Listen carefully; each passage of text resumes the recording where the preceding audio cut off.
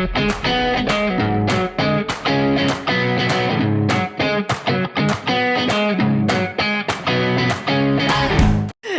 to Live and Buy in Texas. I'm your host, Cynthia, and I have my friend here with me today, Karen Stromme from Texas American Title. How you doing? Hi, I'm doing great. Thank you so much for having me. Yes, I am super excited to have you because you're hilarious, for one thing. We were we were at lunch the other day, and you are always so funny, and you can tell such a good story. And oftentimes, title insurance is not very fun or sexy or interesting, but we need to know about title insurance. And if anybody can make it relatable, it is you. So I appreciate that. Yes, title insurance sounds very boring. But the interesting thing is that it's so important in a real estate transaction. And it amazes me the people that want to get out of using a title company. I hear this often. And I will tell you, in Texas, everything is so standard and promulgated by the state of Texas. Yeah. It's just an invaluable tool. So for the cost, you're getting back a lot more than you're putting in. It's well worth it. It is. I always suggest to my buyers and sellers, and even in my own deals, I will always go through the title company. One time I didn't. It was a little weird, but yeah. It can get strange if you don't go through a title company. One thing I think that's interesting in Texas that's different from other states is like California has escrow and title separate.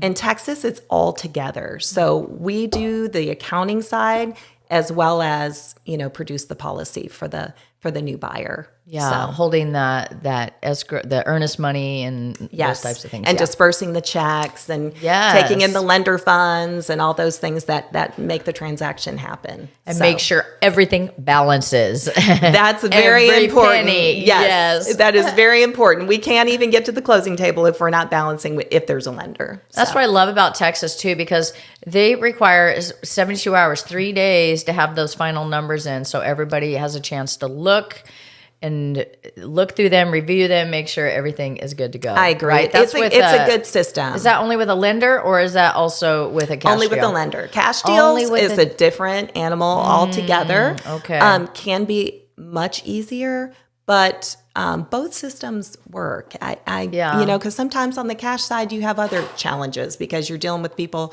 that aren't getting advice. So, you can have those challenges on that side. Mm-hmm. Okay. So tell me, how did you get into title insurance? Tell me a little bit about yourself, my friend. So, I'm going into about my 17th year total in title insurance. You are an experienced pro. That's why I use you every chance I can. Well, I appreciate that. I totally fell into the title business. I was going to college, and I got a job as a receptionist at Texas American Title in the 90s. You started as a receptionist. Yes, I love did. That. And that was when we had receptionists. Now, a lot of offices don't have that anymore. And then I kept getting promoted, so I stayed. Oh, I love that. Yes. So I ended up having a long career. And then I left the business for a while, and then I came back. It just keeps reeling me back in. I don't know what it is. Yeah, well, you make it fun. You really do. Our offices are next door to each other here in Galveston, and so I'm always popping in, not just for the cookies, okay? the little baked cookies. Which I do not mind. I love to entertain. That's one of my favorite parts of my job. But yeah, you do. You really I do. We have fun at closings there. Well, I'll touch on that after, but one of my buyers said it was the funnest closing they have ever been to. Which just makes my heart so happy. I know. You put some effort into it. That is one of life's biggest joys, is to buy real estate and sometimes to sell real estate. Depends on the situation. Right.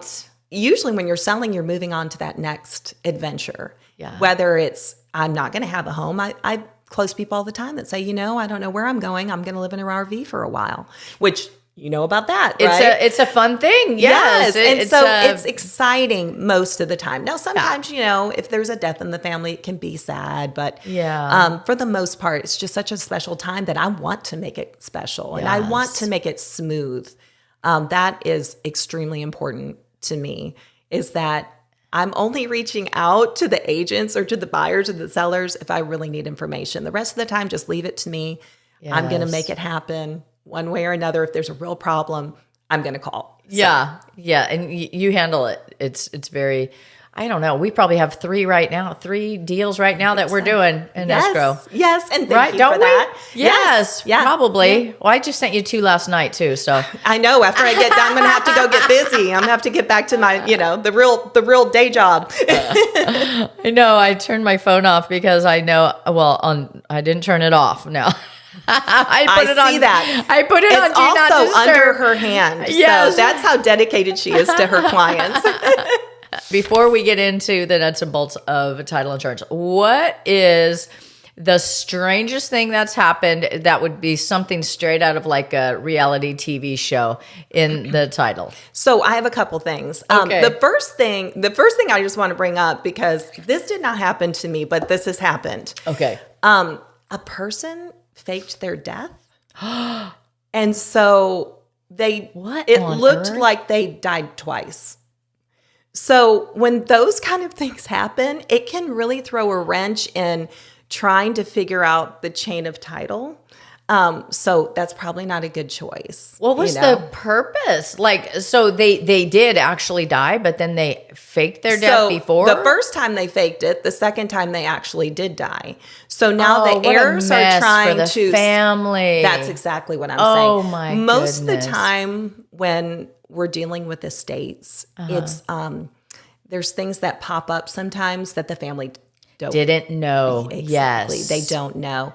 We deal with, I will say this, I'm not an attorney, but just in my opinion, I know people don't like to deal with wills. That's never a happy subject. People don't like to go get a will. And the other thing, people don't want to probate.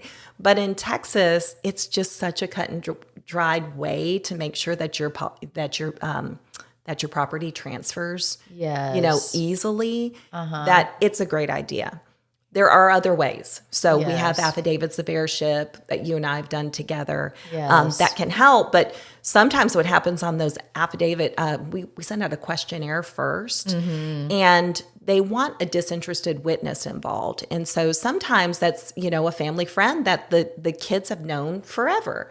So we've had where the family friend is going to attest on the affidavit, and they're trying to be truthful on the affidavit. And it says, oh, yes, well, mom and dad were married 25, 30 years. They had 4 children. And, this is the heirs. These are the 4 kids. And he'll say, there was, he did get married once before. And it's the shame that he didn't have a relationship with his daughter. Okay. There's another child. We another have heir. to stop because, now we've just found out information, and I have to go back to our underwriters and say, okay, I've got a problem. Yes. So, which is another great thing about, I can say, title companies, but Texas American especially, what I love about it, I've been around the company a long time, is that we have a whole team. So I can go back to our underwriters, I can go back to our corporate office and talk about these things. It's not me making these decisions, right? I'm getting information from everyone to get to a place of yes. Yes. That's my job. Right. So having the experience does help me. I will say, like, okay, but I've seen before where we've been able to do this. So we can go to different underwriters. So our default underwriter is Title Resources Guaranteeing Company. They're amazing. I love all the underwriters that work there. But if there's something where they say, we're going to look at this and we want this extra piece of documentation, I can say, well, maybe Stewart Title will look at it differently, or maybe First American will look at it differently, and I can go to different underwriters. So the last time the job done. And I will tell you, the last time I did that, though, all 3 underwriters wanted the exact same piece of paper. All right, Karen. So I want to hear about the reality TV show title drama.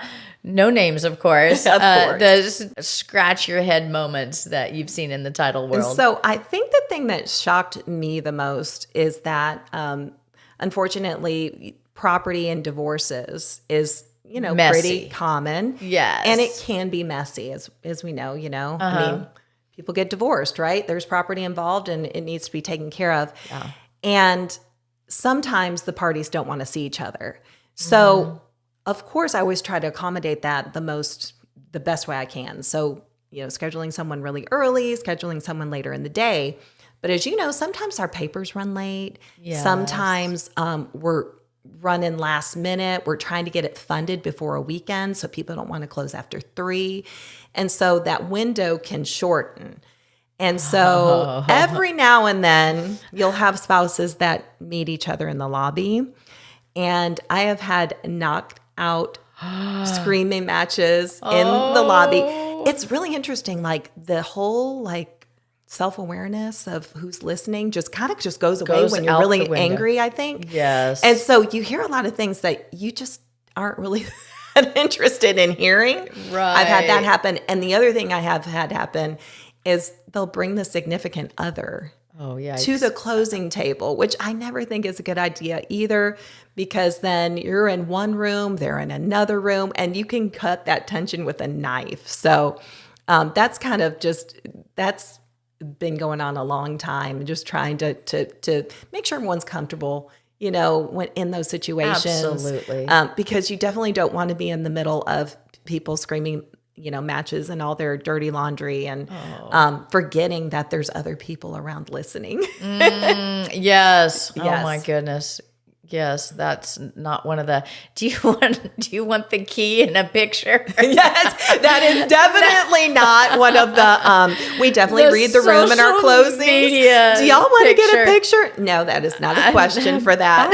Here's the check. It'll be wired to your account. Yes, bye. Exactly. Best of luck. I know you're going to make it through this. So as we were planning this podcast, I was sitting around the table with the team and we were just laughing about, are you real estate? Are you real? Is this really going to happen? So we see everything in real estate because it's our lives, right? These are people's lives. They're selling homes. They've had them forever. Sometimes generations, things come up. Yes. And so, but when they're buying and selling, some people don't trust banks, right? Yes. Is that something that you have come up with before? Yes. Of mattress money, they call it. Definitely. To the closing table. There are 2 types of funds that title companies in Texas, at least, will not take, and that is cash at the table. Right. And the other is, no matter how much you try to talk me into it, I cannot accept a personal check. Oh my gosh. So those are 2 things that seem to pop up every now and then. The cash thing is always interesting. I don't have it as much now, but years ago we did. And people get angry when they think, what do you mean cash is king? Cash is not king when you're doing real estate transactions at title companies. Right. So, of course, it's cashier's check or wire. But, sometimes those cashier's checks can be off a little bit. So now, take it to the extreme.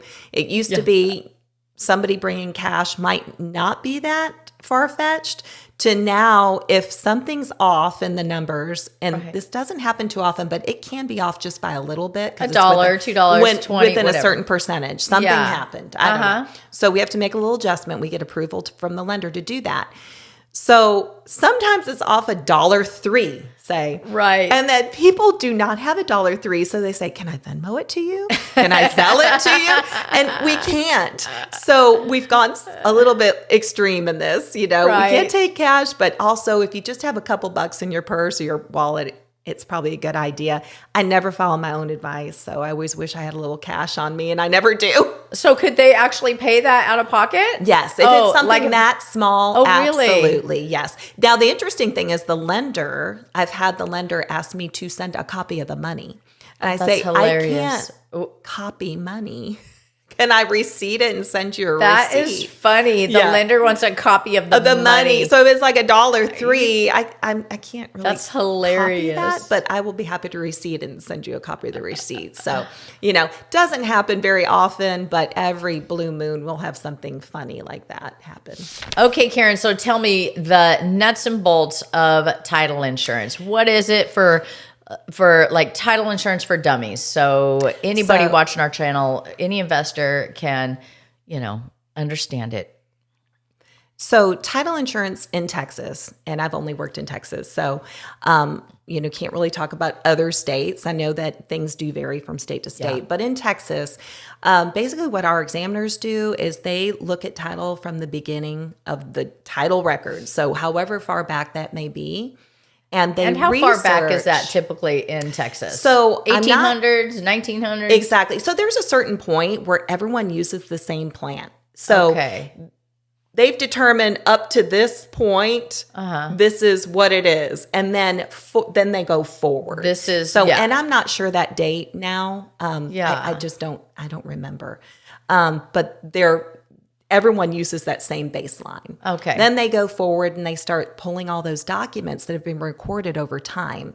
So there's easements that are filed of record that go on our Schedule B of our title commitment. And then there's liens that go on Schedule C because that's what we need to make sure that we take care of. Okay. So there's things that pop up on Schedule Z. Okay. Like especially in Galveston, weed cutting liens. The city. Weed cutting liens. Weed cutting liens will pop up. The what is it? Like landscapers? It's called weed cutting. So the city. That's hilarious. This happens a lot in investment. Not in California weed cutting. Yeah. No, this is definitely like the weeds coming out of the ground.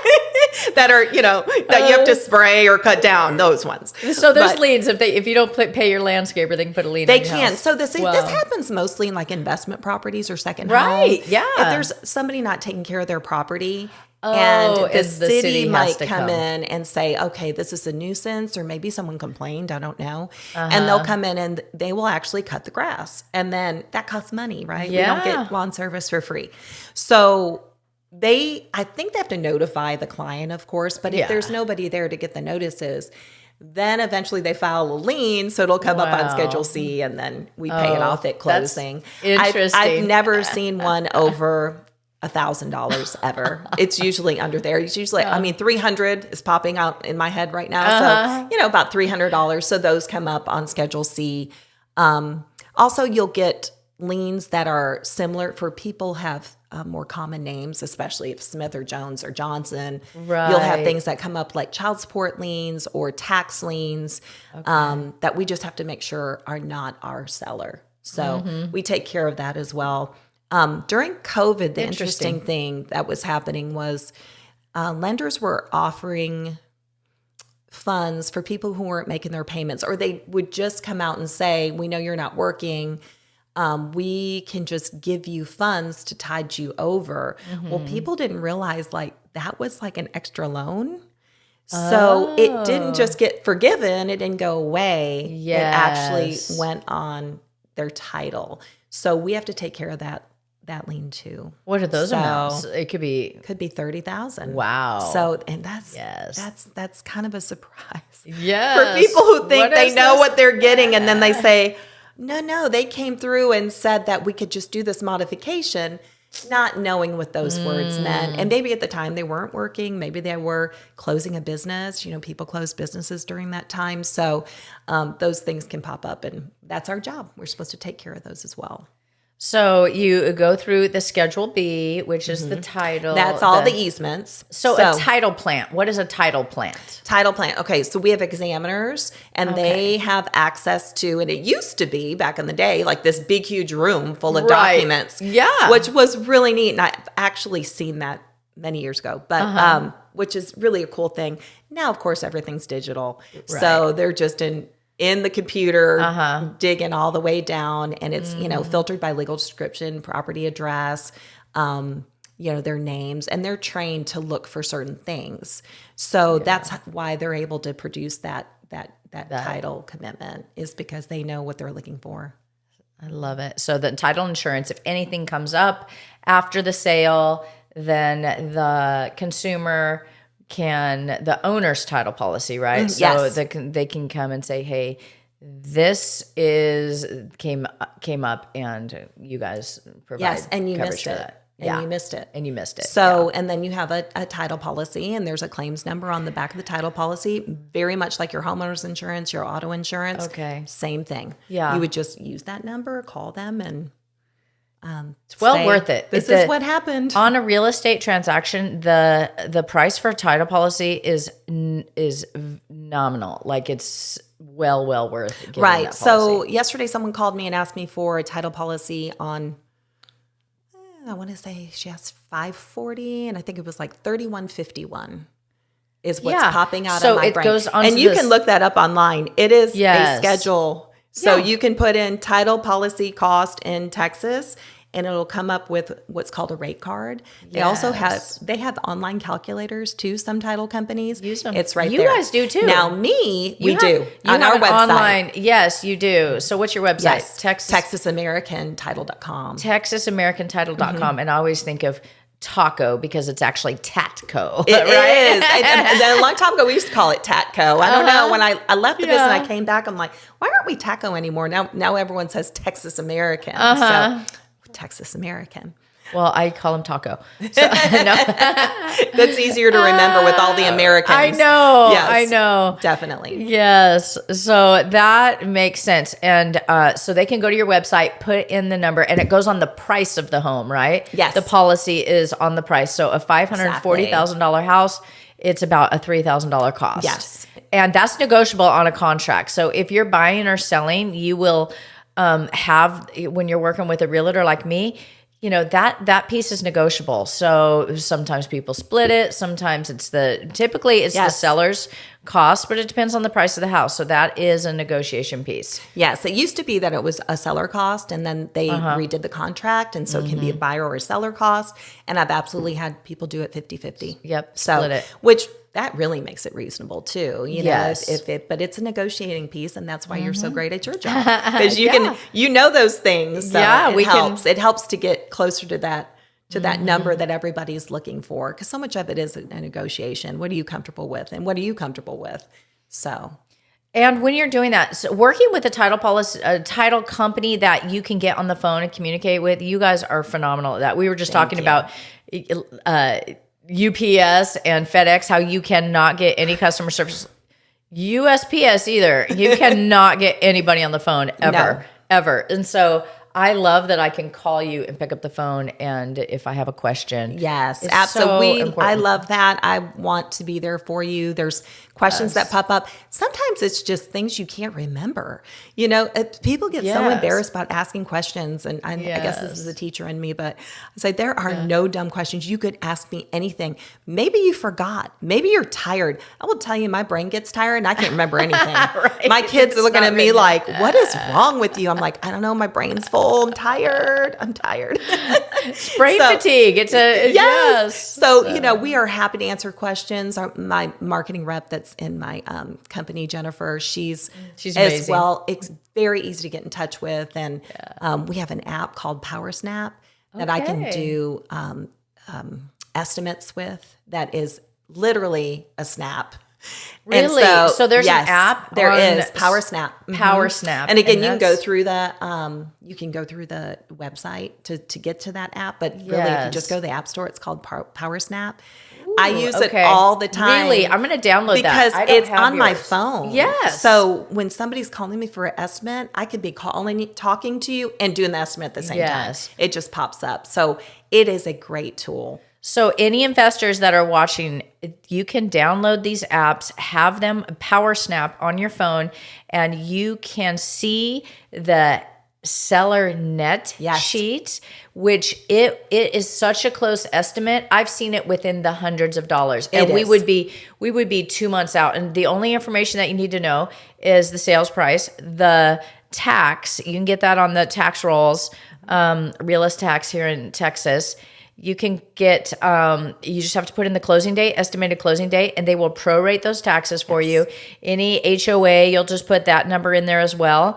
And who's paying for the title policy, if you're splitting it, if there's any home warranty or any of these fees. And you're going to see recording fee on there, the document fee, the title policy fee, all of it. The escrow fee. It's all in there broken down. Yeah. And then when you're negotiating, you can have a real idea. Okay, I'll pay closing costs. That's a big thing for investors, right? It's incentive for the sellers. Okay, we'll pay closing costs outside of commissions, of course. And buyer's agent now we commissions. even have where it does reverse net sheets where Reverse the seller net has to sheets. get this much. Yes. What So is the bottom dollar? Like, what is the net? And so it's an excellent tool. And I'm happy to walk people through that anytime. Yes. But it is very user friendly. I use it, and I have other things that I can use. I can go right to that app. I love that I can talk to people, and it's on my phone. on your so phone. I can be like on my earpiece and on my phone, being crazy like we do. That's what I love about you, Karen, because she's not like a 9-to-5 person. Most title companies, well, that's probably just because I know you. I guess we're friends, but I don't know. But so we're gonna put your email, if it's okay, on the bottom of this video, so people can email you and your phone, your office phone, so they can reach out to you. That would be great. Awesome.